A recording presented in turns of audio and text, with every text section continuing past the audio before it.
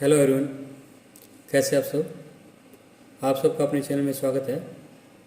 आज मैं आपको एक कहानी सुनाने जा रहा हूँ। अगर आपको ये कहानी पसंद आती है तो वीडियो को लाइक कीजिएगा, शेयर कीजिएगा और चैनल को सब्सक्राइब कीजिएगा। तो चलिए शुरू करते हैं। एक बार की बात है, किसी शहर में एक बड़े से पेड़ पर एक पक्षी रहता था जिसका नाम था सिंधु।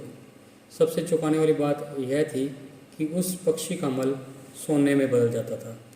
यह बात किसी को भी पता नहीं थी। एक बार उस पेड़ के नीचे से एक शिकारी गुजर रहा था। शिकारी उस पेड़ के नीचे आराम करने के लिए ठहरा।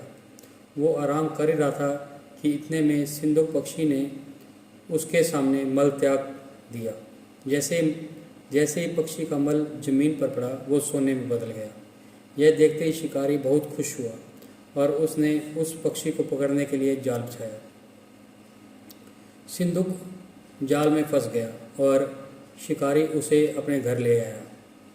पिंजरे में बंद सिंधु को देखकर शिकारी को चिंता सताने लगी कि अगर राजा को इस बात का पता चला तो वो न सिर्फ सिंधु को दरबार में पेश करने को कहेंगे बल्कि मुझे सजा भी देंगे।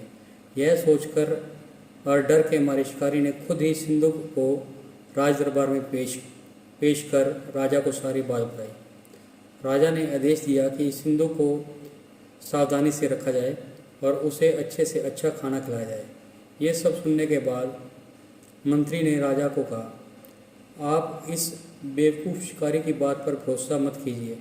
कभी ऐसा होता है कि क्या कोई पक्षी सोने का मल त्याग करे, इसलिए अच्छा यह होगा कि इसे आज़ाद करने का आदेश दें। मंत्री की बात सुनकर राजा ने चिड़िया को आज़ाद करने का आदेश दे दिया। सिंधुक उड़ते उड़ते राजा के दरवाजे पर सोने का मल त्याग करके चला गया। यह देखते ही राजा ने मंत्रियों को उसे पकड़ने का आदेश दिया, लेकिन तब तक वो पक्षी उड़ चुका था। उड़ते उड़ते सिंधु कह गया, मैं बेवकूफ़ था जो शिकारी के सामने मल त्याग किया।